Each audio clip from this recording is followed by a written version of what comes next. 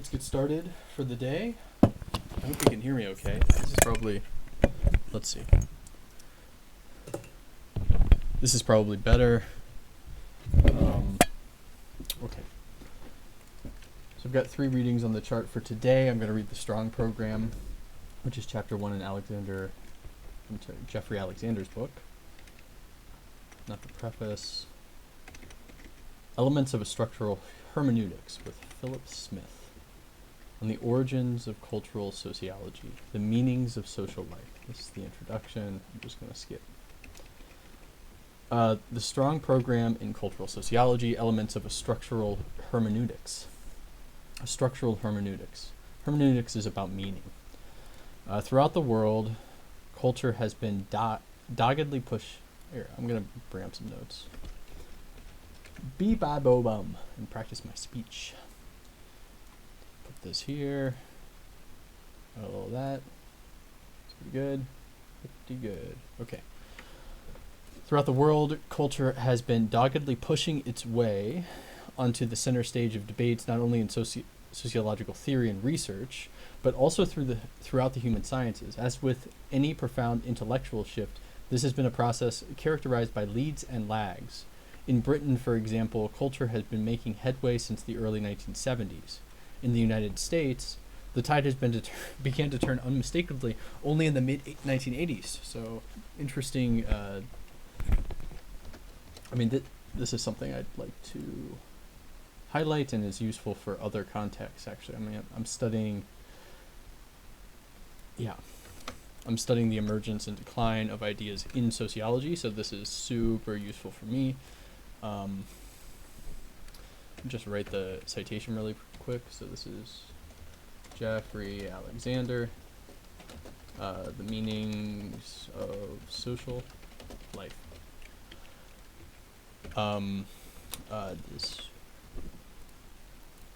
This a heading.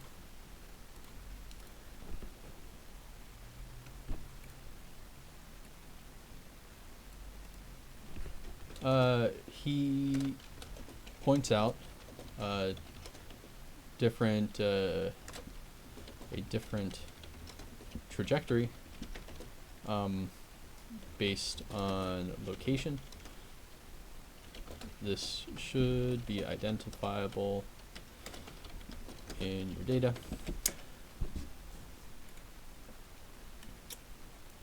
Okay, despite this ongoing revival of interest, however, there is anything but consensus among sociologists. You see this? Probably not. There we go. Specializing in the area about just what the concepts mean and how it relates to the discipline as traditionally understood. These differences of opinion can be usefully explained only partly as empirical reflections of geographical, sociopolitical, or national traditions.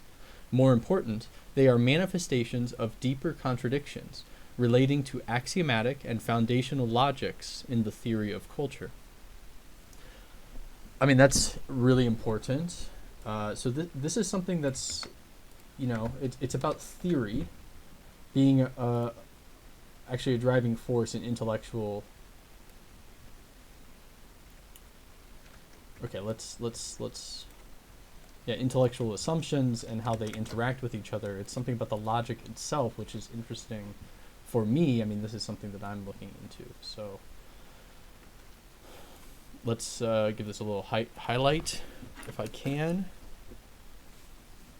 These differences can be usefully only partly as empirical reflections of geographical, political, or national traditions. More important, they're manifestations of deeper contradictions relating to axiomatic and foundational logics in the theory of culture. Cool.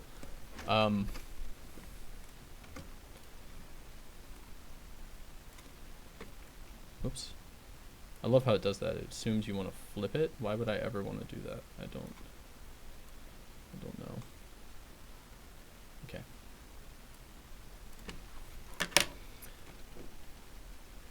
The non-uniform development is only partially a story of national differences, it is also a story of theoretical interactions, contradictions. Very useful. Okay. Pivotal to all these disputes is the issue of cultural autonomy. In this chapter, we employ the concept of cultural autonomy to explore and validate the competing understandings of culture currently available to social theory. Cultural autonomy. This is some term that they're going to define. We suggest that fundamental flaws characterize most of these models, and we argue for an alternative approach that can be broadly understood as a kind of structural hermeneutics. I really hate the scroll on this, and I hope it doesn't... Wow, that's reflow. That's just great. I love that. Like, what is that? I really don't understand what's going on. Let's see, I've got the hand tool, but it's highlighting. So I think there's something deeply flawed with this Foxit PDF. I need to get a new PDF reader. This document doesn't use any encryption. Where did that come from? Where is that? Security settings? What? Yeah, that's very strange. I don't see that window. Maybe it's at the top. Maybe it's on the side. No, it's literally on top. Okay, view. Wow, what is that?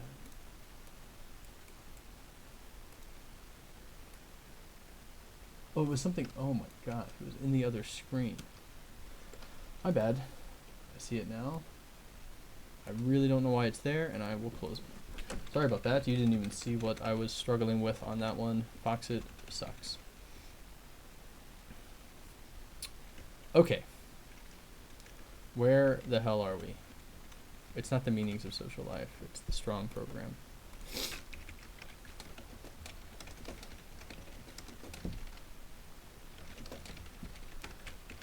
Okay, cultural autonomy. My god, we're finally getting there.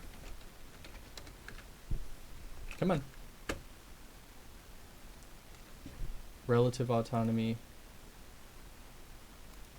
Yeah.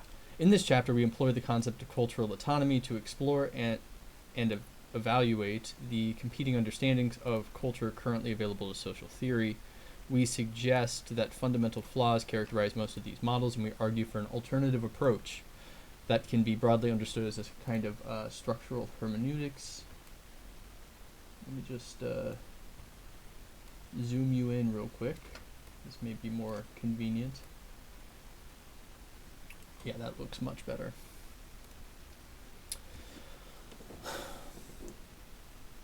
Levi-Strauss famously wrote that the study of culture should be like the study of geology. According to this dictum, analysis should account for surface variation in terms of deeper generative principles, just as geomorphology explains the distribution of plants, the shape of hills, and the drainage patterns followed by rivers in terms of the underlying geology. Again, this is just great source material. So cultural sociology should be like geology. I love it. I love it. Absolutely love it. Levi-Strauss.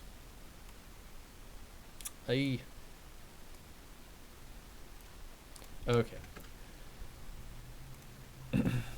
Apply this principle to the enterprise of contemporary cultural sociology in a way that's both reflexive and diagnostic.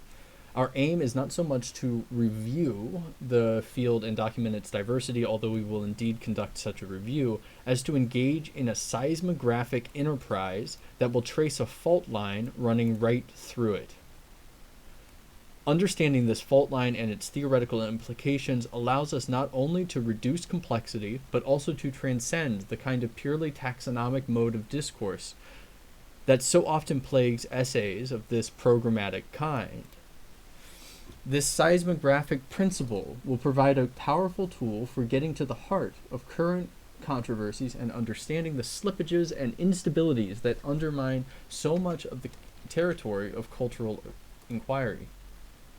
Wow, I mean, that's very cool. Our discourse here is openly polemical, our language slightly colored. Rather than affecting neutrality, we're going to propose one particular style of theory as offering the best way forward for cultural sociology. And this is great. And okay, they're going to reduce complexity, but really I'm interested in this seismographic enterprise that will trace a fault line running right through it. That's so cool. And I guess I'll write that. And I'm going to add this note to my window. So let's do that.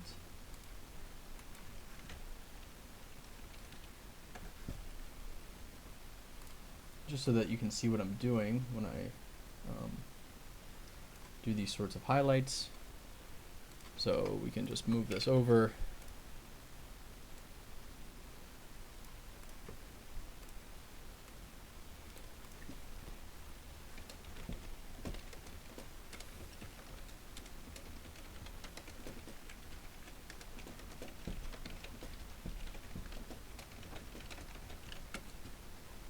Okay. The fault line and its consequences. The fault line at the heart of current debates lies between... Okay, I've got to close that, I suppose. And I think I can just close this window. Yep. Lies between cultural sociology and the sociology of culture. To believe in the possibility of a cultural sociology is to subscribe to the idea that every action, no matter how instrumental, reflexive, or coerced vis-a-vis its external environments, is embedded to some extent in a horizon of affect and meaning. Okay, cultural sociology. Every action is embedded to some extent in a horizon of affect and meaning.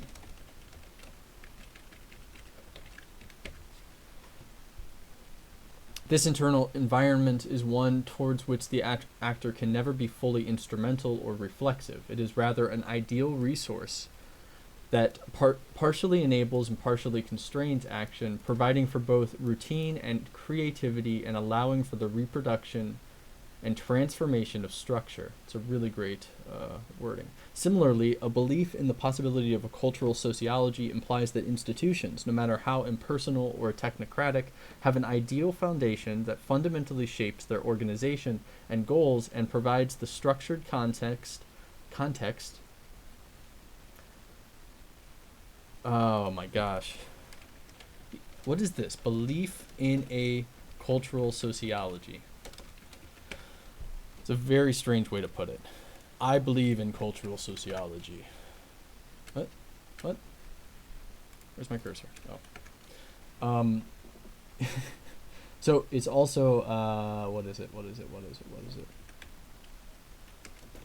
Never fully accessible by the actor. Constraining and enabling. Fine. A belief in the possibility implies that institutions have an ideal foundation that fundamentally shapes it.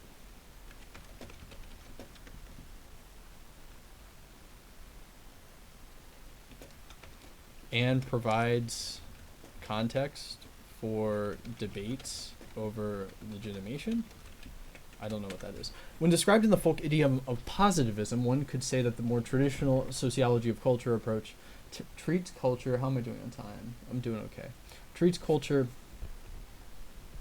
as a dependent variable, whereas in cultural sociology, it is an independent variable that possesses a relative autonomy. Okay. Sociology of culture. I mean, it's very, very strange language here. Culture is the dependent variable, not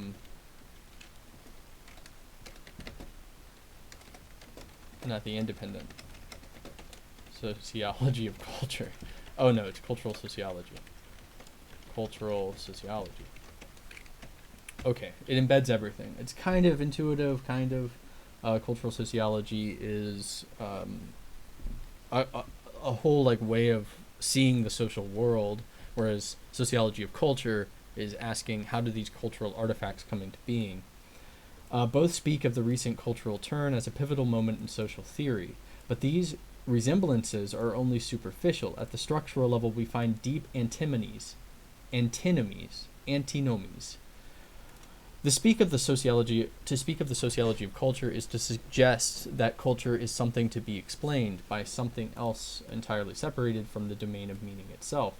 To speak of the sociology of culture is to suggest that explanatory power lies in the study of the hard variables of social structure, such that structured sets of meanings become superstructures and ideologies driven by the more real and tangible social forces. Okay. In this approach, cultural sociology brings the creativity, the autonomy back to culture. It is a forming and changing structure which affects everything. Okay. Every action. I have that, I think. Rather than only findings that hold a mirror to nature, science is understood as a collective representation, a language game that reflects a prior pattern of sense-making activity. In the context of the sociology of science, the concept of the strong program, in other words, suggests a radical uncoupling of cognitive content from natural determination. We would like to suggest that a strong program might also might be emerging in the sociological study of culture. Such an initiative argues for a sharp analytical uncoupling of culture from social structure. Wow, that's really strange. In sociology of science, the strong program suggests uncoupling of what's in the head, and I don't know why there's an uncoupling. I don't understand that. And the social world. Why is this remotely true? Okay. We would like to suggest that a strong program might be an emerging... Okay, yes. As compared to the sociology of culture, cultural sociology depends on establishing this cultural autonomy, and it is only via a strong program that sociologists can illuminate the powerful role that culture plays in shaping social life. By contrast, the sociology of culture offers a weak program in which culture is a feeble and ambivalent variable. Borrowing from Basil Bernstein, we may say that the strong program is powered by an elaborated theoretical code, whereas the weak program is limited by a restricted code that reflects the inhibitions and habitus of traditional, institutionally oriented social science. Why is it elaborated? I mean, it's cool, it's interesting. So the strong program is inherently progressive, basically. Strong program is inherently progressive compared to the weak program. I don't know if that's a good word to use there, probably not, but it works in my head, so I'm doing it. Make this small. Okay. Commitment to a cultural sociological theory that recognizes cultural autonomy is the single most important quality of the strong program. Oh, I've got to close that. I forgot.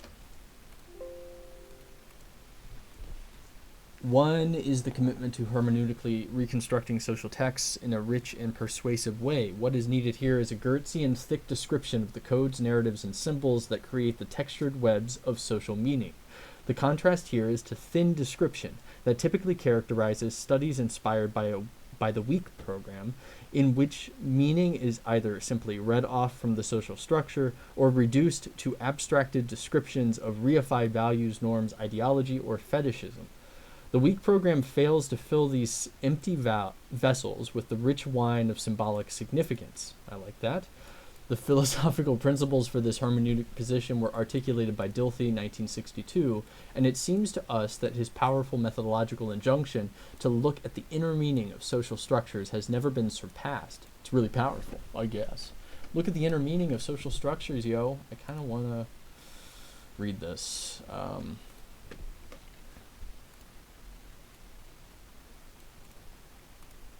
To read Dilthey, 1962, the inner meaning of social structures.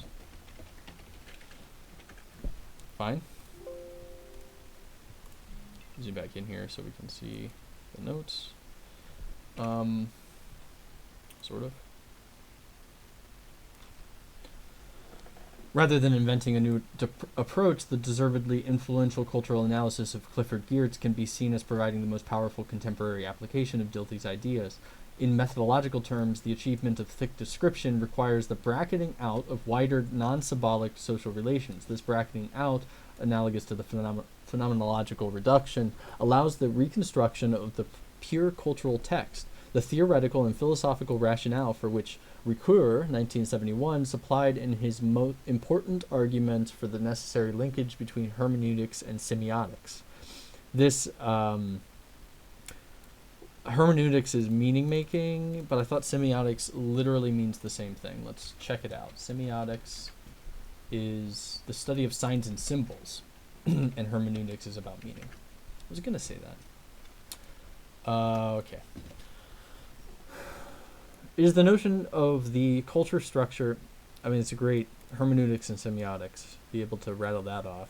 The reconstruction can be thought of as creating or mapping out the culture structures that form one dimension of social life. It is the notion of the culture structure as a social text that allows the well-developed conceptual resources of literary studies, from Aristotle to such contemporary figures as Frey. How am I doing on time? Okay. Only after the analytic bracketing demanded by hermeneutics has been completed, after the internal pattern of meaning has been reconstructed, should social science move from analytic to concrete autonomy. Okay, so making an argument that we should, that sociologists should first bracket the social environment and focus on understanding the meaning, then they take the what do they say?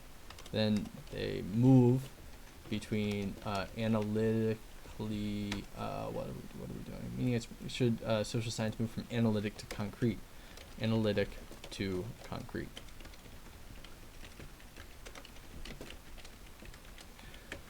It's really interesting. This brings us to the third characteristic of the strong program, and I could give some. So I think this is Kane, 1992. This brings us to the third characteristic of the strong program. Far from being ambiguous or shy about specifying just how culture makes a difference, far from speaking in terms of abstract systemic logics as a causal process, we suggest that a strong program tries to anchor causality in proximate actors and agencies, specifying in detail just how culture interferes with and directs what really happens. By contrast, as Thompson demonstrated, weak programs typically hedge and stutter on this issue. They tend to develop elaborate and abstract terminological defenses that provide the illusion of specifying concrete mechanisms, as well as the illusion of having solved intractable dilemmas of freedom and determination. As they say in the fashion business, however, the quality is in the detail. We would argue that it is only by resolving issues of detail, who says what, why, and to what effect, that cultural analysis can become plausible according to the criteria of social science. We do not believe, in other words, that hard-headed and skeptical demands for causal clarity should be confined to empiricists or to those who are obsessively concerned with power and social structure. These criteria also apply to a cultural sociology.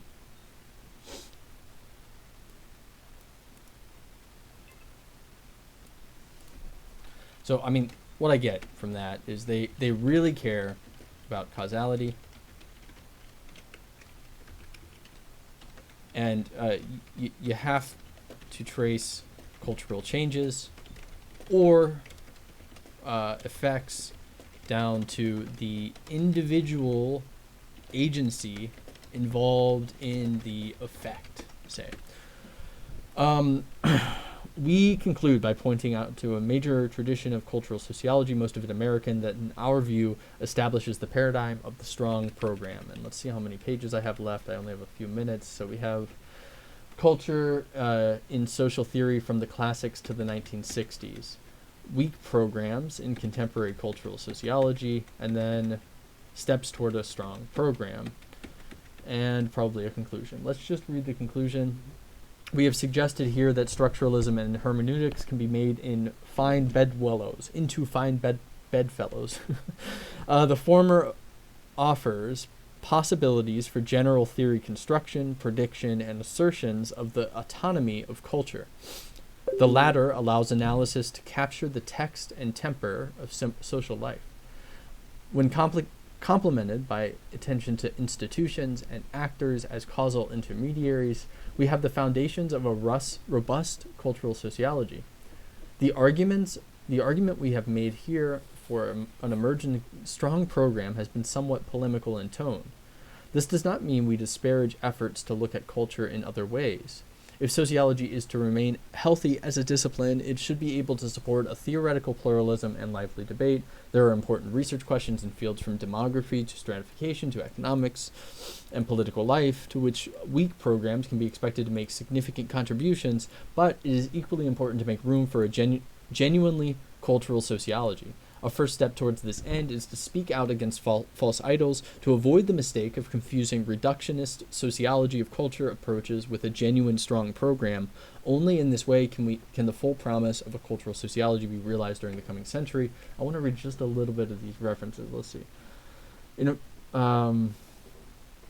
philosophy and literary studies, there's been growing interest in narrative and genre theory. Cultural sociologists such as insert names, I know Griswold, anything else, and the authors of this chapter are now reading literary theorists like Northrop Frye, Peter Brooks, and Frederick Jameson, historians like Hayden White, and Aristotelian philosophers like Ricoeur and MacIntyre.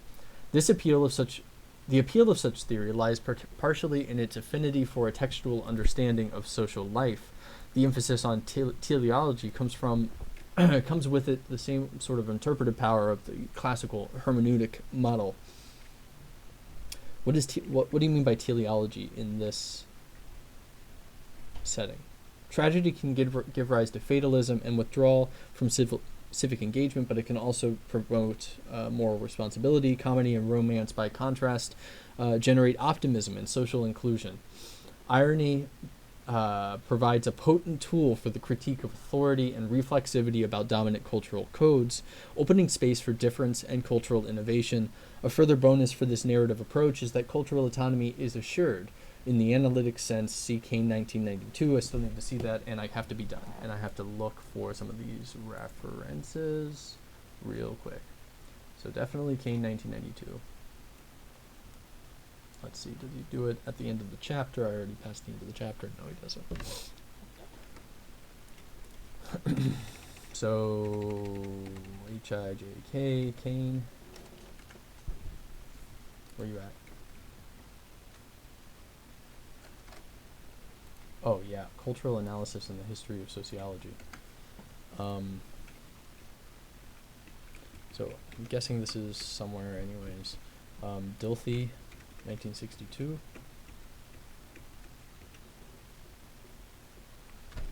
Patterns and Meaning in History. Oops.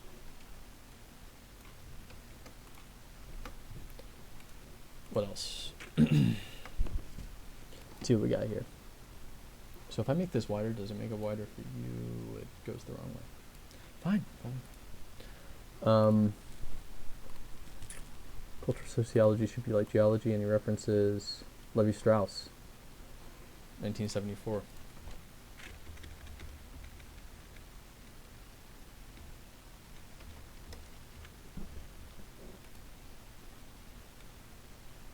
Oh, it's in French? Why? Oh, unfortunate.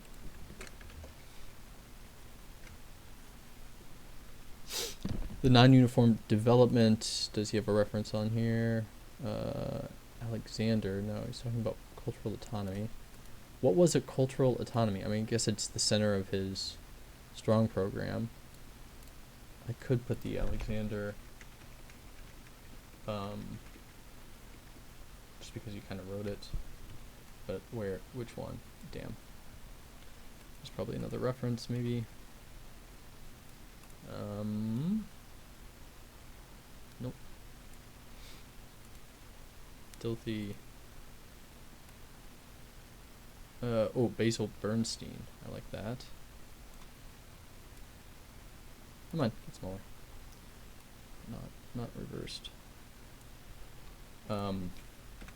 Basil. Shit. Basil? Oh, Bernstein. Classes, codes, and control.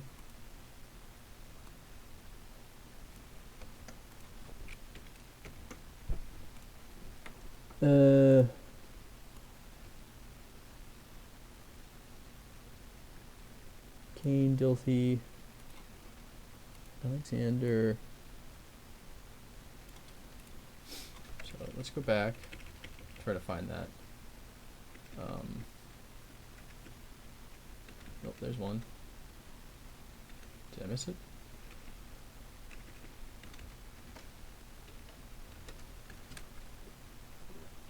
And cultural autonomy, 1990A. So we'll go near the end, see if there's more citations to him. Yep. 2000A.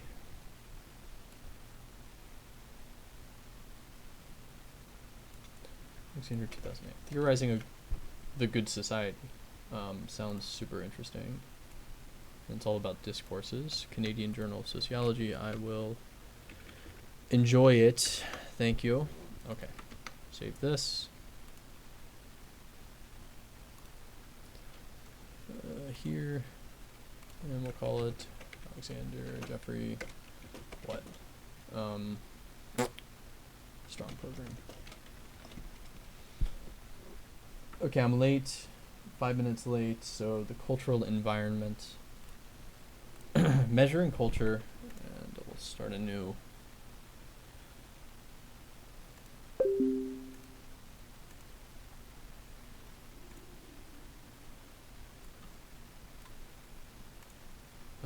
Confused why it doesn't pick up this new window. That's interesting. If I open a new word, yeah.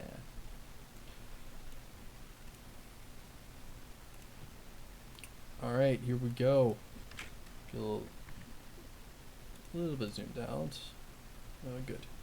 The cultural environment, meaning measuring culture with big data. So this is probably going to be, okay, it's somewhat short. The rise of the internet, social media, and digitized historical archives has produced a colossal amount of text-based data in recent years. While computer scientists have produced powerful new tools for automated analysis of such big data, they lack the theoretical direction necessary to extract meaning from them. Meanwhile, cultural sociologists have produced sophisticated theories of the social origins of meaning, but lack the methodological capacity to explore them beyond micro levels of analysis. It's great. I propose a synthesis of the two fields that adjoins conventional qualitative methods and new techniques for automated analysis of large amounts of text in iterative fashion. First, I explain how automated text extraction methods may be used to map the contours of cultural environments.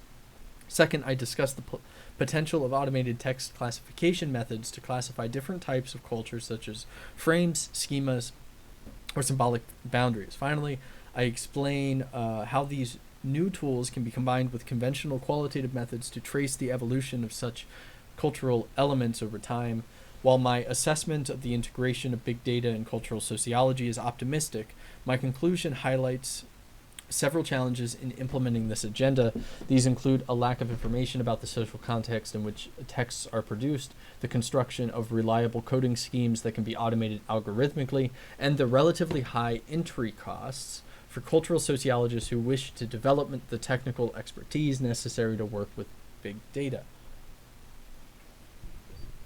all interesting, and I kind of feel like I know a lot about what he's about to say. So there's a lot of data. Make sure I'm in reflow. There's a whole lot of data. What else does he say? We don't really use big data as sociologists. There's a huge explosion with websites. It's not just the internet, thanks to digital technologies from fields as diverse as libraries. So we have scans of things and television shows and all kinds of stuff.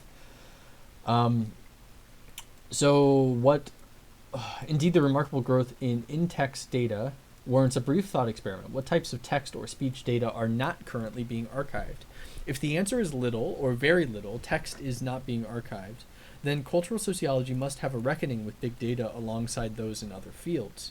Political scientists are currently exploring the potential of social media to explain political mobilization. Public health scholars use Twitter to identify trends in disease. Yeah, I mean, big data is great. That is, many archived texts are the product of conversations between individuals, groups, or organizations instead of responses to questions created by researchers who usually only have post hoc intuition about the relative factors in meaning making, much less how culture evolves in real time, quote unquote. Real time refers to the collection, presentation, or analysis of data at or very near the time it is being produced by the social actors. Of course, that's what it means. For all the promise of big data for cultural sociology, formidable obstacles remain. First of all, the sheer volume of data can be overwhelming. I can't. Okay. Give me some interesting, like, examples or something. Mapping cultural environments. I care about that. By and large, the central objects of study in cultural sociology have been confined to micro levels of analysis. For example, cultural elements such as symbolic boundaries, cultural toolkits, cognitive schemas, and cultural frames have been defined as judgments, classifications, or pre-conscious decisions that can only be measured through close readings of texts such as interview transcripts, content analysis of key texts, or ethnographic field notes. Yet, as Swidler argues, the greatest unanswered question in the sociology of culture is whether and how some cultural elements control, anchor, or organize others. For example, how are cultural frames ordered within vast discursive fields? Is there a space between such fields? How do cultural frames shape the evolution of fields more broadly? Addressing such questions requires meso and macro level analysis of the relationship between multiple cultural elements or systems of meaning. One of the most promising dimensions of the big data movement for cultural sociology is to enable new analyses at these larger levels of analysis. As I described below, one can now obtain every website, blog, social message, newspaper article, or television transcript on a given topic fairly easily. The capacity to capture all or nearly all relevant text on a given topic opens exciting new lines of meso and macro level inquiry, which I call cultural environments. Ecological or functionalist interpretations of culture have been unpopular with cultural sociologists for some time, most likely because the subfield defined itself as an alternative to the general theory proposed by Talcott Parsons. Yet many cultural sociologists also draw inspiration from Mary Douglas, who, like Swidler, insists upon the need for our subfield to engage broader levels of analysis. Quote, for sociology to accept that no functionalist arguments work, writes Douglas, is like cutting off one's nose to spite one's face. This is such a useful quote, it's ridiculous. I have to take note here. So what's interesting about this quote? First of all, it's interesting that we're pivoting from a focus on Talcott Parsons, our anxiety about Talcott Parsons, to the desire to canonicalize MD, and this might be some, like, it's definitely good because she's a woman. So this is a really interesting point. But also, like, this great statement. I'll just write this. I don't want to test this thing too much. I think it's a little useless not to just type this out. What? Why wouldn't they want the entire line? Okay. Mary Douglas says, and we'll put the date in here so I can reference it.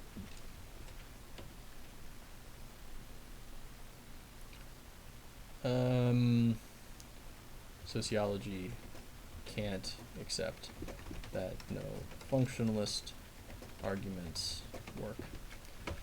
It's also great for class. I'm teaching about functionalism this week. Okay. To be fair, cultural sociologists have recently made several programmatic statements about the need to engage functional or ecological theories of culture. Abbott, 1995, for example, explains the formation of boundaries between professional fields as the result of an evolutionary process. Similarly, Lieberson, 2000, presents an ecological model of fashion trends in child naming practices. In a review, it's a really interesting book. In a review essay, Kaufman, 2004, describes such ecological approaches to cultural sociology as one of the three most promising directions for the future of the subfield. Yeah, and I'm just going to take this, just in case. Here's some more recent calls for such integration.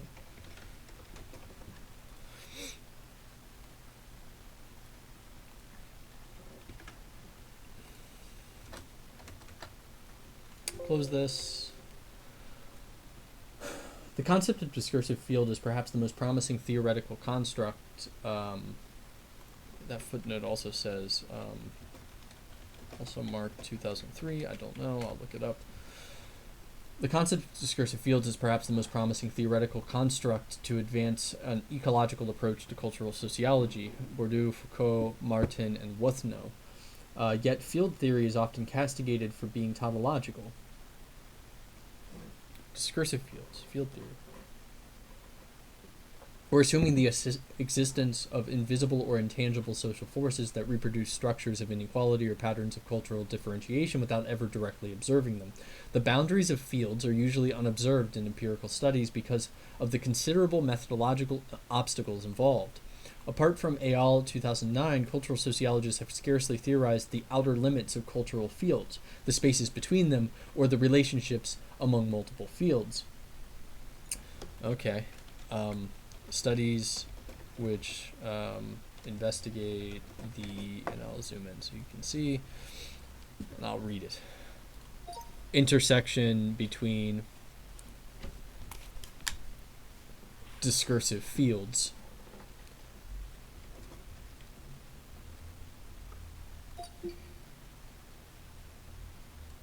So it's just two, right? It's what do you say? Other than Ayal, okay, Ayal, 2009, and Evans and Kay, 2008. Super interesting. I will take it. Despite the implicit ecological reasoning of field theory, most applications of this framework rely upon micro and meso-level strategies. For example, many strategies identify key actors or institutions within fields and trace their influence over parts of the fields. Other studies focus upon conflict or classification struggles, like Bourdieu. These micro-level measurement strategies are typically necessary because most discursive spaces are so broad that the entire team of researchers working for several years could only map a fraction of all text, transcripts, or archives that define them. The size of most cultural fields has become even more daunting with the rise of the internet. They're really big. Extracting these texts are now really easy. New technologies, now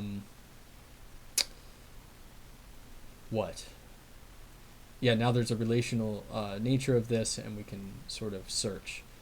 Fuses snowball sampling methods with screen scraping technologies. I mean, that sounds really interesting. Snowball sampling plus screen scraping. I don't know what that is, but I want to know. The software then visits each site that is linked to the starting website and uses the classifying rule to decide whether it should be included in the sample. If so, the program extracts all text from the site. Spidering. So it's supposed to be a snow crawl.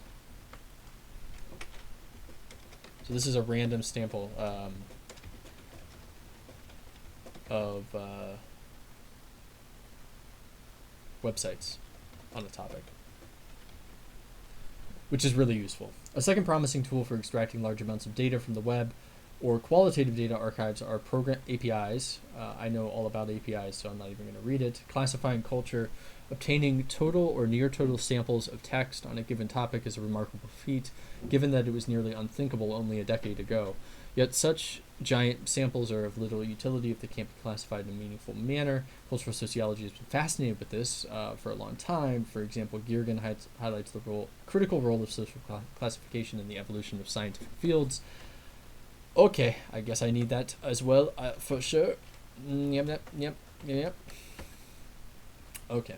Finally, Espenlind and Stevens makes a broader argument about the key role of commensuration in producing social power. So it seems like there's just a really strong connection between cultural studies in general and my dissertation, which studies the development of knowledge.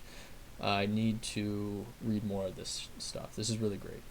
Most studies either rely upon in-depth interviews or case studies that highlight the social construction of ranking within institutions. The lack of consensus about how to classify data has even prompted some critics to accuse cultural sociologists of the reification of social classifications according to their theoretical persuasion. That makes sense. Biernacki is famous-ish. I know the name. GREP. Okay. For example, a grep searches for sentences like. It's giving some examples of methods. I know all about this. Topic modeling. Symbolic boundaries. Interesting examples. So I'll just say there's a lot. There are a lot of good examples of clever uses of LDA in here. Yeah, maybe send to Ben. Just realized you can't see the bottom of this. 1 second. Whoops. I thought you were seeing what I was seeing. My bad. One of the most promising elements of the big data movement is that so much of the... How much time do I have? 2:40, 10 minutes. So qualitative data is longitudinal. For example, there's huge archives. We have all the Twitter messages. Internet Archive. We've got a theory of events, which I've read before, and it's very technical. It's super interesting. Few studies place such events in broader historical contexts. Okay, whatever.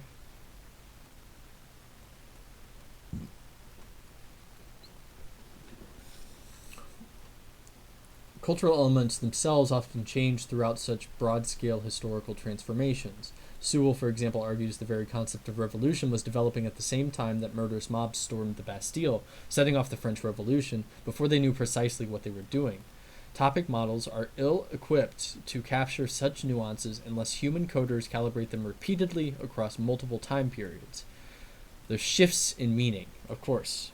Yet recent advances in plagiarism detection employ word maps that utilize data from the thesaurus in order to identify near matches between two documents as well. I already know about all these methods. A number of recent studies have begun to analyze the emergence of fields. By and large, these case studies are unable to investigate blah, blah, blah, blah, blah, blah, blah. Just tell me something. It's not like, yeah, he's just not telling me much about what we know. It's just concerns, challenges. Okay, what? Have even mined visual data on ethnic conflict from Google Earth. Okay, that's a bit insane. Livni et al. Documents the meteoric rise of the Tea Party in recent elections and the realignment of mainstream conservative networks that ensued. These and other datasets could be used to address a key number of questions at the intersection of cultural sociology and network sociology. For instance, we have an argument about cultural holes within networks, or a theory about cultural worldviews influencing network composition. I think the first one's most interesting. Let me just give that a little highlight. I think I need this one. I think I'm done. I'm gonna end a little bit early, it looks like, and take a little bit more of a break. So let's get these references. I need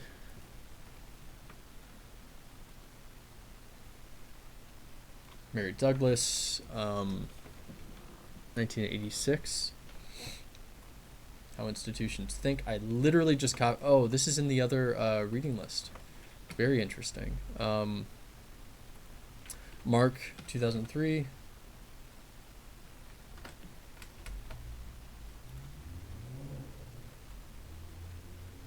Culture and Competition, Homophily, and Distancing Explanations for Cultural Niches. That's probably useful, but anyways.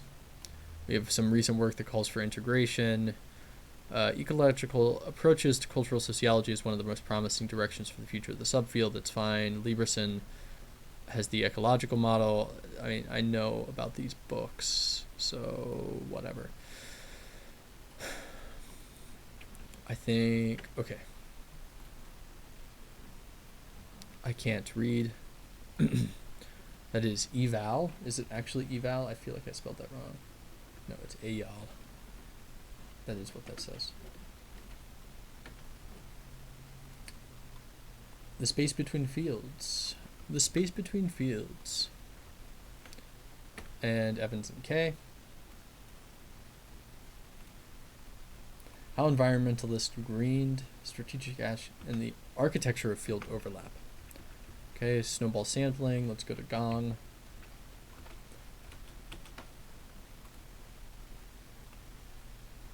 Very cool. Go to Girin.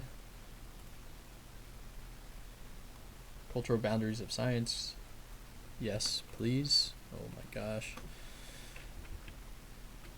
And Pachuki and Breiger. Let's see. Pachuki.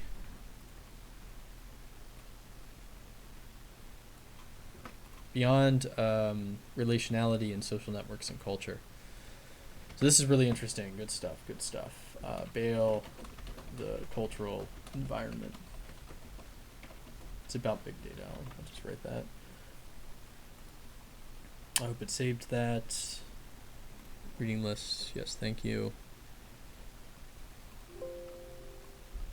Okay, we'll take a quick break here. I guess I'll mark it. This went to 35. Okay, we're having a break here. And this is our next reading, Introduction to Semantic Analysis. I'll close this down and open a new one.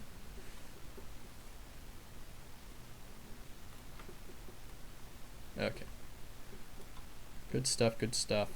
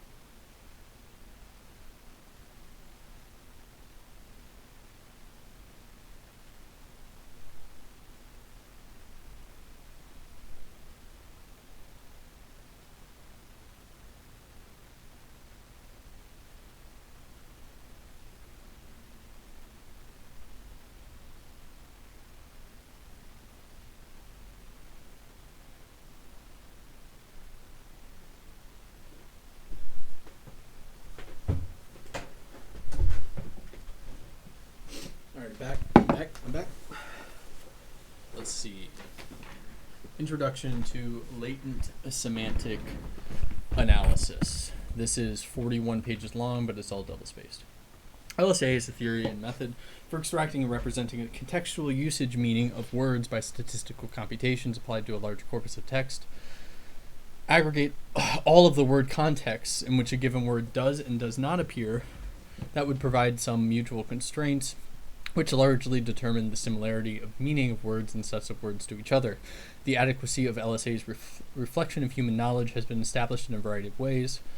Its scores overlap those of humans on standard vocabulary and subject matter tests. It mimics human word sorting and category judgments.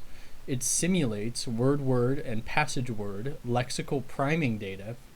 And as reported in 3 following articles in the issue, it accurately estimates passage coherence, learnability of passages by individual students, and the quality and quantity of knowledge contained in an essay.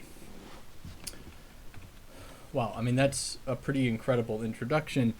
And I had just read about probabilistic LSA, PLSA, which was, they were purporting was way better. So, that's crazy. When was this written? 1998. Wow. Okay, the 3 articles that follow, I don't really care. Big semantic space. Okay, LSA is closely related to neural net models, but is based on singular value decomposition, a mathematical matrix decomposition technique closely akin to factor analysis that is applicable to text corpora approximating the volume of relevant language experienced by people. Word and passage meaning representations derived by LSA have been found capable of simulating a variety of human cognitive phenomena. And that's great. LSA has been constructed in 2 ways. One, simply as a practical expedient for obtaining approximate estimates of the contextual usage, substitutability of words in larger text segments, and of the kinds of as yet incompletely specified meaning similarities among words and texts. Okay. 2, as a model of the computational processes and representations underlying substantial portions of the acquisition and utilization of knowledge. Acquisition and utilization of knowledge. How is this? I mean, this just seems way overblown. I mean, I buy the first one, but oh my gosh. Doesn't this seem a bit crazy? So as a model of the computational processes and representations underlying substantial portions of the acquisition and utilization of knowledge. I don't want to say that. Okay. I'm going to save this as, oh my god, this is way too ambitious.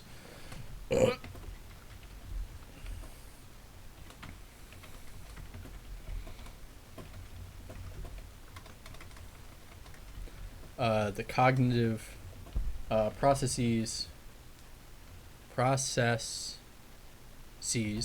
in acquiring and using knowledge. Okay, it's enough scolding. I'm gonna read their second part because I think the first part I just believe that that it has some relation to meaning. So okay, and limitation. So it's actually as a practical it's we next sketch both views as a practical method for the characterization of word meaning. Okay. The correlations. So now you're talking about substantiating that this works. I believe you.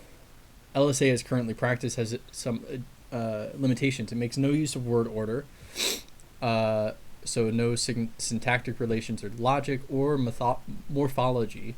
It manages to extract correct reflections of passage and word meanings quite well without these aids, but it must still be suspected that you have more work to do, of course.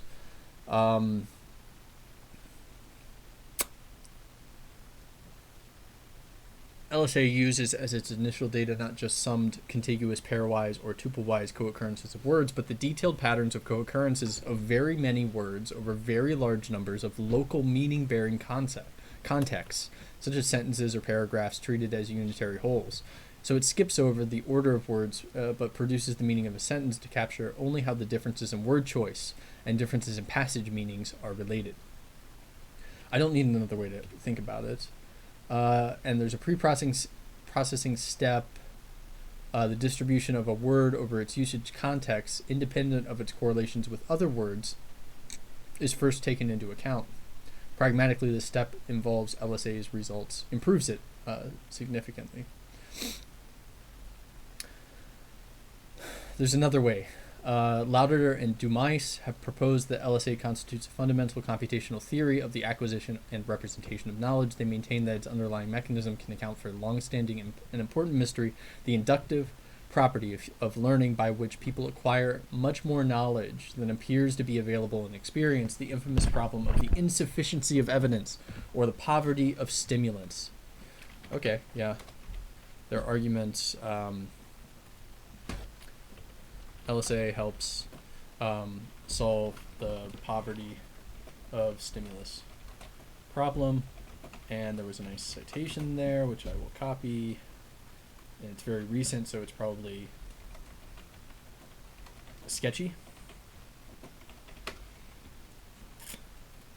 Recent to when they wrote this. Hypothetically, the optimal space for the reconstruction has the same dimensionality as the source that generates discourse, so the human speaker's or writer's semantic space. Naturally observed surface co-occurrences between words and contexts have as many defining dimensions as there are words or contexts. To approximate a source space with fewer dimensions, the analyst, either human or LSA, must extract information about how objects can be well defined by a smaller set of common dimensions. This can be accomplished. Okay, so there are hierarchical grouping relations between words that help rapid meaning knowledge acquisition. But how do they get to knowledge? That's my question. Like, can I actually bring this all the way? So the principal support for these claims has come from using LSA-derived measures of the similarity of meaning of words from text. The results show that the meaning similarities so derived closely match those of humans, and LSA's rate of acquisition of such knowledge from text approximates that of humans. And that these accomplishments depend strongly on the dimensionality of the representation. Wow. That's really cool. Why? Proof? LSA approximates human understanding. LSA works as fast as human learning. And the third is LSA and human learning depend on the dimensionality. Really cool. LSA performs a powerful and, by the human comparison standard, correct induction of knowledge. The case for or against LSA's psychological reality is still open. However, especially in view of the success, maybe it's true. Thus, we propose that researchers think about this. What is LSA? It's fully automatic. First step, represent the text as a matrix in which each row stands for a unique word and each column stands for the text passage or other context. Each cell contains the frequency with which the word of its row in the passage denoted by its column. Next, the cell entries are subjected to preliminary transformation whose details will be described later. It's probably TF-IDF. Next, LSA applies SVD to the matrix. This is a form of factor analysis, or more properly, the mathematical generalization of what factor analysis is a special case. In SVD, a rectangular matrix is decomposed into the product of three other matrices. One component matrix denotes the original row entries as vectors of derived orthogonal factor values. Another describes the original column entries in the same way. And the third is a diagonal matrix containing scaling values. So I've already been through this. There is a mathematical proof that any matrix can be decomposed perfectly using no more factors than the smallest dimension of the original matrix. When fewer than the necessary number of factors are used, the reconstructed matrix is a least squares best fit. One can reduce the dimensionality of the solution simply by deleting coefficients in the diagonal matrix, ordinarily starting with the smallest. I mean, this is an incredible mathematical fact. Here's a small sample. How are we doing on time? 2:10. Oh, confused on time. That's how we're doing. After the break, I've got until 3. I've got 10 more minutes. And I guess it depends on whether I have a meeting after this. Friday.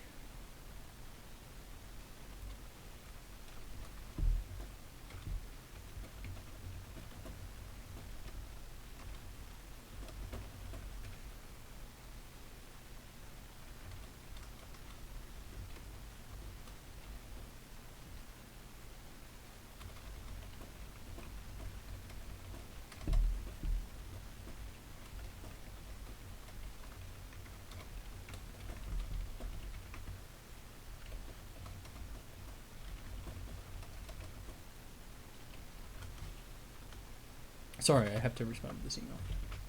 I apologize. This is boring, but it does mean that I have a bit more time. So I'm going to delete all these and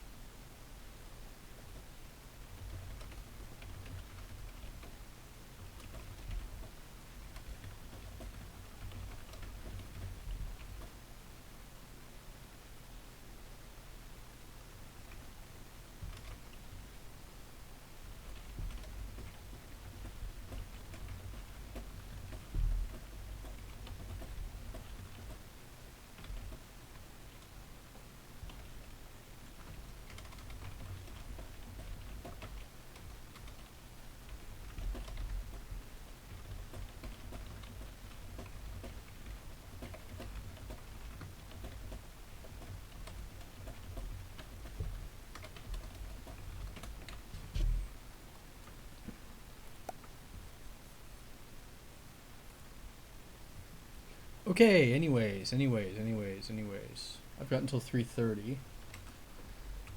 So I'm just going to I'm going to get rid of this break and add another reading here. And I think, actually, I guess I'll add it here. I'll finish this reading first. Okay. Here's a small example that gives the flavor. This example uses as text passages the titles of 9 technical memoranda, 5 about human-computer interaction, and 4. I really don't care about the specific example. I understand the principle. So you take the context that a word appears in. You look at, what is the pre-processing step? It does not explain it. Where is the pre-processing step? Why and under what circumstances should reducing the dimensionality of a representation be beneficial, when in general will such inferences be better than the original first-order data? We hypothesize that one such case is where original data are generated from a source of the same dimensionality and general structure as the recon. Okay, sure. Additional detail. As mentioned, one part of the analysis, the data pre-processed. First, the word frequency in each cell is converted to its log. Second, the information theoretical measure entropy of each word is computed as negative p log p over all entries in the row. I didn't think about there being an entropy for each state, but that makes sense. And each cell is then divided by the row entropy value. And I think this may be equivalent to, I mean, this is a really good, okay, this is a good thing to keep in mind. The effect of this transformation is to weight each word type occurrence directly by an estimate of its importance in the passage, and inversely, with the degree in which knowing what a word occurs, provides information about which passage it appeared in. Yeah, the row entropy value. Transforms of this or similar kind have long been used to provide marked improvement in information retrieval and have been found important in several applications of LSA. I mean, this is really, so I think this is a super clear, I'll close this. Make sure I pasted it, okay. I think this is a super clear explanation of why log, what is it called? It's transformation where you take log term frequency over TF IDF, term frequency inverse document frequency. I mean, this is why there are logs in the formula. And I don't know why they call it TF-IDF, because this is way more intuitive, that it's some sort of entropy value that's talking about the interestingness of each word to the document. And yeah, I think that's great. Readers are referred to more complete treatments, yada, yada, yada. LSA's ability to model, LSA and information retrieval, LSA and synonym tests. So these are a bunch of the examples they were referring to that, oh, this is interesting. Proportion correct on synonym test. You can see how it increases with increasing number of dimensions and then decreases at some point. So there's about 500 dimensions in LSA that give a good synonym test. I mean, that's super interesting. I'm just going to go ahead and copy this. Yeah, I guess I want the description as well.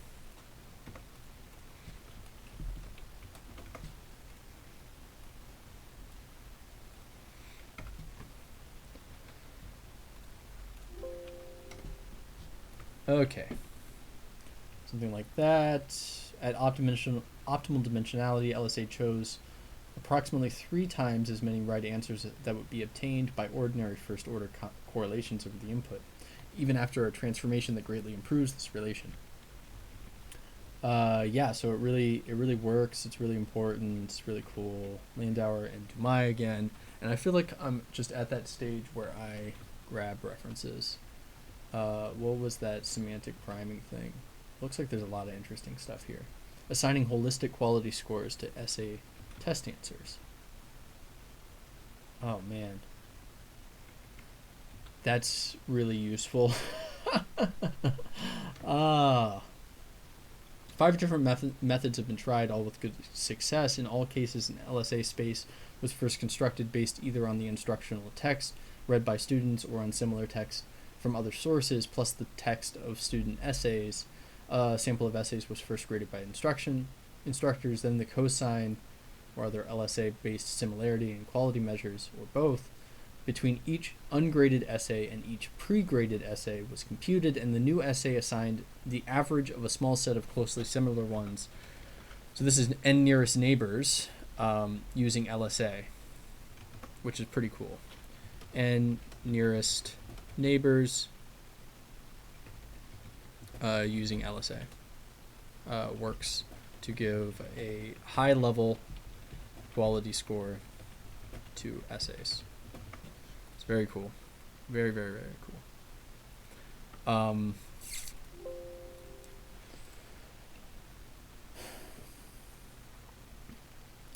Okay, there was there's other methods. So they have a standard or exemplary, an expert one that they assess cosine difference from, or they use cosine between each sentence of a standardized text from which the students had presumably learned the material being tested. The maximum cosine for each source text component was found among the sentences of the student essay, and these accumulated to form a total score. That's really cool. In a variant of the third method, method 4 computed and accumulated the cosines between each sentence in a student's essay and a set of sentences from the original text that the instructor thought were important. And I am so curious about the results now. They have done a really good job. All 5 methods provided the basis of scores that correlating approximately as well with the expert assigned scores, as such scores correlated with each other, sometimes slightly less well, on average somewhat better. In one of the studies, method 1 was applied to a total of 8 exams. Because these results showed that, only 8 exams? It's just saying they do well. So they don't really give a lot of in-depth results here, but the methods all do a decent job, they say. Very cool, very cool. Text comprehension, predicting learning from text, and summary and some caveats. I don't think I need any of this. I'm just going to zoom in and get some citations. So what do we have? We have Landauer and Dumais.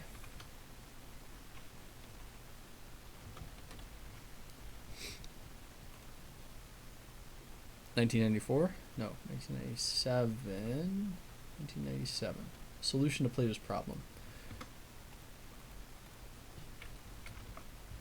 Put this here, I guess. Anything else? I feel like there's not. Nope. This is fine. Yeah, I can probably find better results on this even later. So, intro to latent semantic analysis.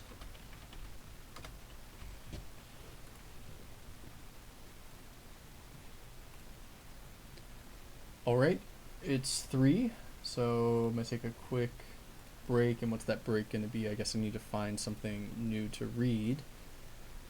Let's see what we got. I've got this great paper on conspiracy theories that could be fun. Let me close that.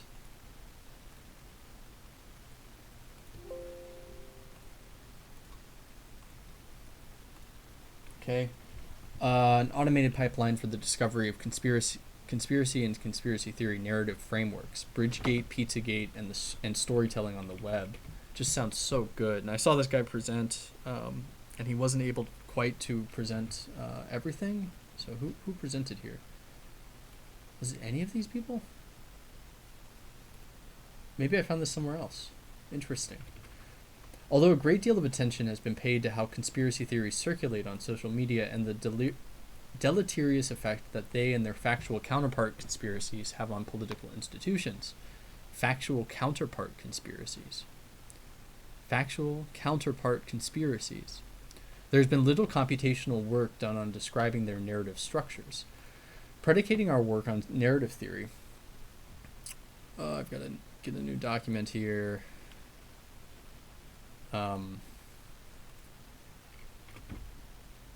Inspired by the qualitative narrative theory of Guy-Moss, which I feel like I just saw, we formulate a graphical generative machine learning model where nodes represent actors and multi-edges and self-loops among nodes capture context-specific relationships.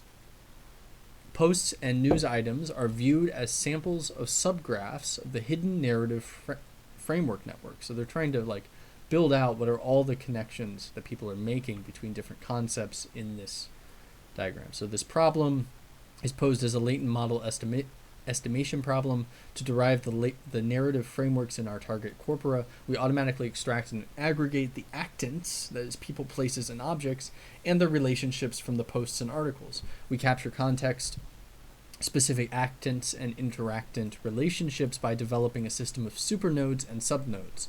We use these to construct an actant relationship network. They didn't use actor. Oh, what is that? Actor network theory? Actant relationship network, which constitutes the underlying generative narrative framework of each of the corpora. we show how the Pizzagate framework relies on the conspiracy theorists' interpretation of the hidden knowledge to link otherwise.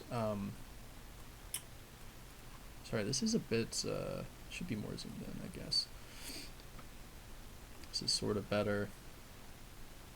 Maybe I could widen it, I guess. Maybe not. None of this is useful. I could skinny it.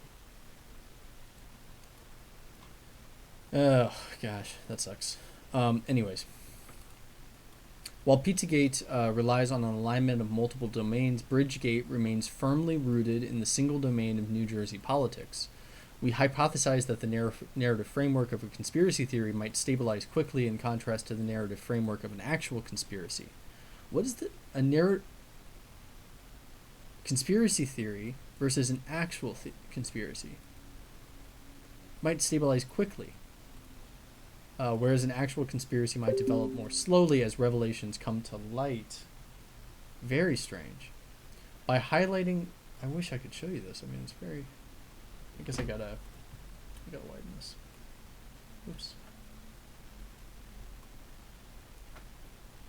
And I guess I can do. I'll keep it. Do something like this, I guess.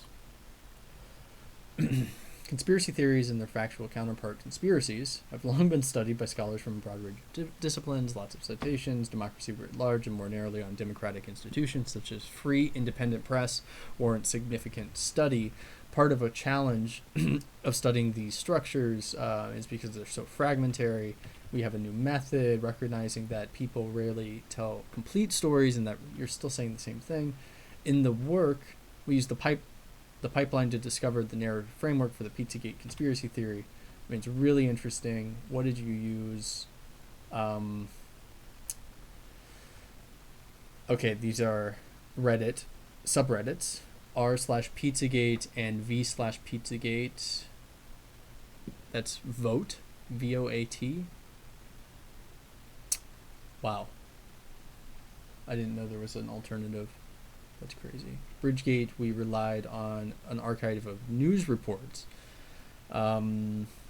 Super interesting. And this broad outline was uncovered by conspiracy theorists making use of the WikiLeaks dump of emails. So, I mean, there should be significant differences between these two forums, just in their language, who they're presenting, who's actually participating on them. So their differences between these two contexts are going to be not the most informative. So we got Pizzagate, which is r/Pizzagate and v/Pizzagate, and we have, what's the other one? Bridgegate, which is news articles. These should present significant differences outside of the structure.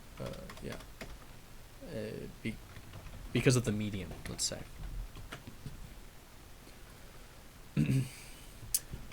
Okay. Graphical narrative model. I just want to see their picture, actually. Let's see. This is the graphical model of narratives for a story with a set of actants. So those are the nodes. The narrative can be divided into a set of contexts. In each context, the story is summarized as a set of interactions between actants. Therefore, an edge between actants A1 and A2 carries a set of relationships that exist between the two actants and the significance of each relationship in this context. It is important to note that relationships come not only from verbs, but also other syntactic structures in the text that imply relationships. Which ones did they use? I'm interested in. So they have a generative model, which they're sort of diagramming here, where a user picks some context in which to speak. Then they draw a set of actants according to some distribution over nodes. So there's some independent draw. And then they draw relationships from these associated distributions,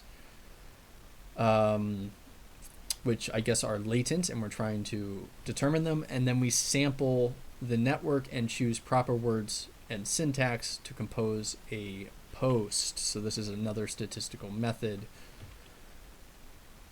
And they really map all this out. I mean, look at that pipeline. Let's see. We have supernodes with a BERT embedding. Where's all this bottom stuff coming from? Sentences have some significant score. What is this dotted line? Oh my gosh, significant score assignment. So sentences, what are we looking at? We have pre-processing. The sentences go into the significant score assignment. So this is the learning method. Supernodes are learned through optimization of these significant score assignments based on the sentences. Looks like it. Very, I mean, what is this arrow? Like, look at that. Look at that arrow. And that arrow. Come on. Ugh. Wow, this looks great. So they actually are syntactically extracting, like breaking this stuff apart. This is a single. No, this is a meta syntax for multiple different sentences. An example of syntax-based relationship extraction patterns. The sentence, "The spark for the attack was the cache of emails stolen from John Podesta, chair of Clinton's campaign." Where do we have this? We've got a cache of emails which were stolen from Podesta. Podesta is a chair of the campaign of Clinton. His name's John. These are all in these sentences. Goddamn. The spark was the cache of emails. Okay. Makes sense. So it's a larger syntax relation, something that you couldn't actually fit into a sentence, but you can kind of keep composing these and get a meaning structure out the other end. A direct approach to this problem, which is actant discovery, is to take all the noun phrases and get their embeddings using word2vec or glove, or the more contextual embeddings using BERT, and cluster them based on an algorithm such as k-means to obtain actant candidates. These clusters could then be further processed to merge very similar clusters. I mean, this is useful information. So they extract actants by clustering using word2vec, glove, BERT, and then these are candidates for actants. These clusters could be further processed to merge very similar clusters. The direct approach suffers from two major drawbacks. Everything, even not so meaningful terminology, will be present. If there's large clusters of high frequency but irrelevant actant groups, while more relevant are merged to form heterogeneous clusters that happened. The current embedding techniques tend to be flat, so there's no hierarchy. The above observations motivate us to adopt a two-step process. First, we can... Oh, yeah, okay. Has significant problems. They try to solve them. Okay, there's a ranked... Okay, contextual grouping of high-frequency entities and concepts to create supernodes. First, we create a ranked list of named entities and concepts. Then we define a supernode as a context consisting of all the argument phrases that have a limited but unique and highly correlated subset of the entities concepts as substrings. Highly correlated, that's important. In the Pizzagate corpus, for example, we find all phrases with any of the following words: Clinton, Hillary, Hillary Clinton, as one single supernode, and pizza, Comet Pizza, ping, and pong as the seed words for another node. Thus, a supernode defines a general context which can be further divided into subactants or subnodes as described below. Embedding vectors to cluster arguments in a supernode to create subnodes. Then, once you have meaningful context, we cluster the embeddings of the phrases belonging to the supernode to create subnodes. And I think there's some pretty interesting stuff going on here. Okay, so they have the whole methodology. So they cluster supernodes of highly frequent words, then subnodes, which are within the documents that mention these words most. So there's contexts of talking. So these supernodes are contexts of arguments or something like that. Structural centrality of nodes and edges, various measures, okay, community detection, subdomains of interaction are communities. In order to discover this community structure, they developed an algorithm. So yeah, you have groups. In the second step, we extend each core community by bringing in nodes that co-occur sufficiently many times with any node in CJ. That is, for every, okay. Thus, the core nodes have strong connectivity and the extended nodes have sufficiently strong. Why did you create this algorithm? It's really simplistic. I mean, maybe it's because we can understand what's going on. We disregard nodes that have co-occurrence probability less than or equal to some cutoff. They have their own clustering technique of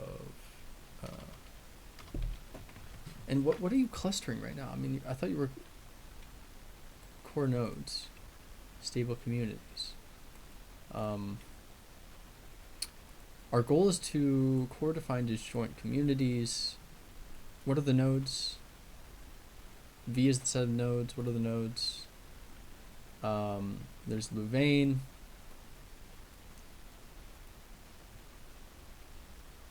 Oh, I see. So they actually use Louvain to start. So that's super interesting.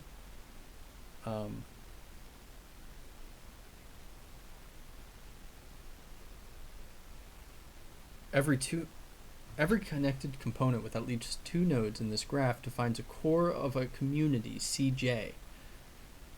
Every connected component. In which graph?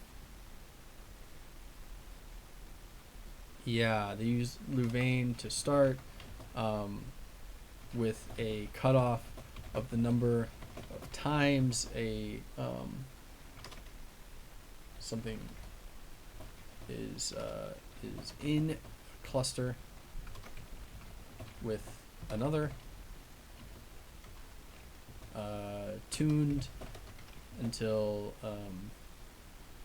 it's disconnected, etc. I mean, yeah. Then they run a greedy clustering algorithm with these as cores. It's fine. I don't really need to know everything. I really want to just see the graph. It's time. It's 3:17. I've got until 3:30. Okay. This is it. Comparing of our results with the MYT times Pizzagate hand-drawn graph. What do we have here? So cannibalism, weird art. The dotted lines are what? Highly ranked edges and nodes that we discover not included in the New York Times illustration are in green. So it's Bill Clinton and the Clinton Foundation. We maintain the visual connection of dashed lines. Why are there so few nodes? So weird art, secret code language, pedophilia. So they were actually able to reproduce something that was done inductively by reporters. So that's really important. But you know, they definitely tuned that until it worked. Something along those lines. Oh, this looks great. So what do we have here? Pizzagate narrative from the Pizzagate corpus.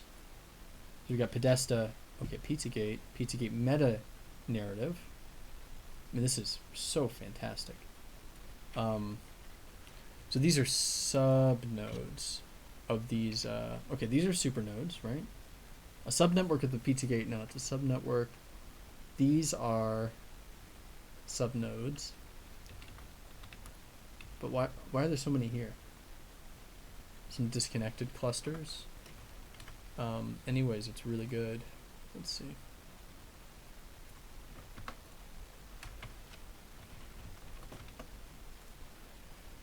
Okay.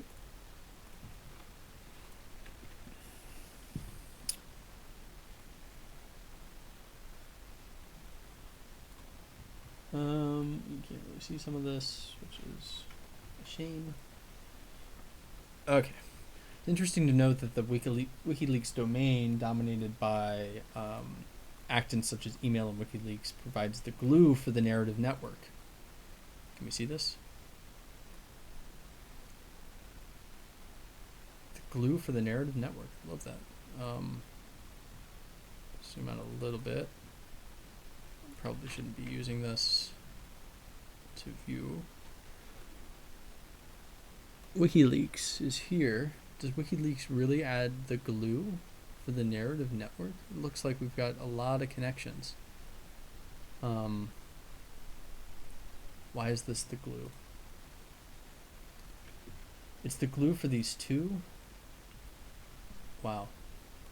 What is this? So these are within each of the... it's really hard to read this graph. This is super useless. Like how do I assess anything that's happening between these different levels? It's impossible. Okay. 3-dimensional visualization. I mean, it's kind of cool. We've got some, oh, this is interesting. So Bridgegate entities. So this would be great for, I mean, these are all giving me really good ideas for analyzing what happens in sociological literature and mapping everything happening over time. So I will keep it. What else? A subgraph of the Podesta node. The supernode consists of several subnodes, including those automatically labeled as leaked email, Tony Podesta, John Podesta, Podesta brothers, and John Podesta as Hillary Clinton's campaign manager. The most significant context-dependent relationships for each of the subnodes are printed as labeled directed edges. Man, I hate these triangles. What are those? What is going on? Ugh. This is the worst diagram ever. This is automatic? Is this really automatic? Oh my gosh, it's so good. It's so good. I mean, this is great fodder, I think. I'll keep this.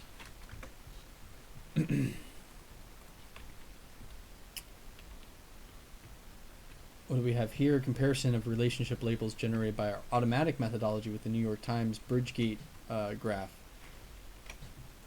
So what? You've got...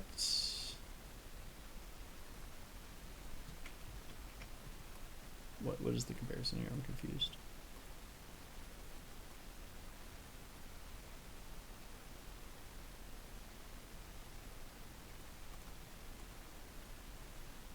Christie Confidant, Rockefeller Group, Mark Scovich, Fort Lee Meyer.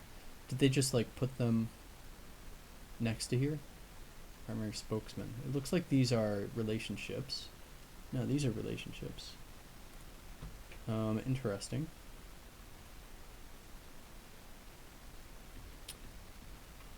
So, I mean, this is incredible. And where is it from? Northeastern University's Network Science Institute and New Lab for Text, Maps, and Networks. These are things, these are places that I should know about. And I kind of want to look, yeah, who are these people? We're from UCLA, electrical and computer engineering. Wow. Just sort of astonished.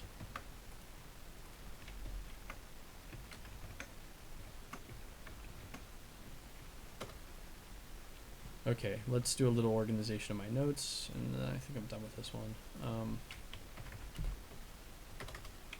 So results, this is great. Fodder.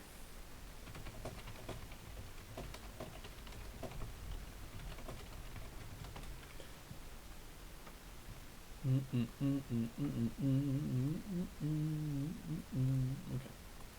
We can zoom out a lot, make these really tiny, please.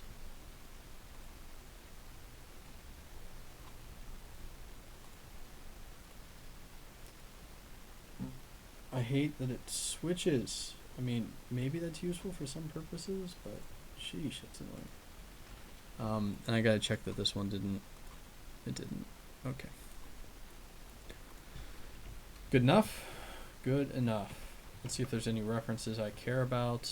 No. This was all pretty much self-contained. It's a really interesting study. So,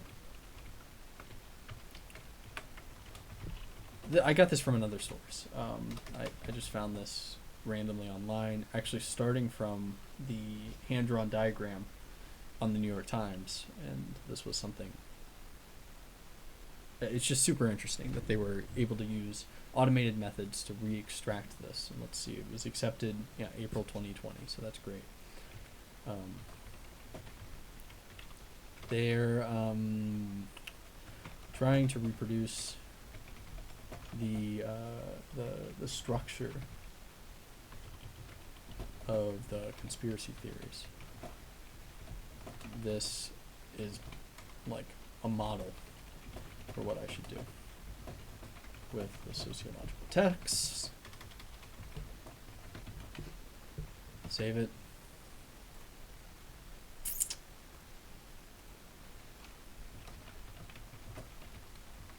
Tangerlini et al.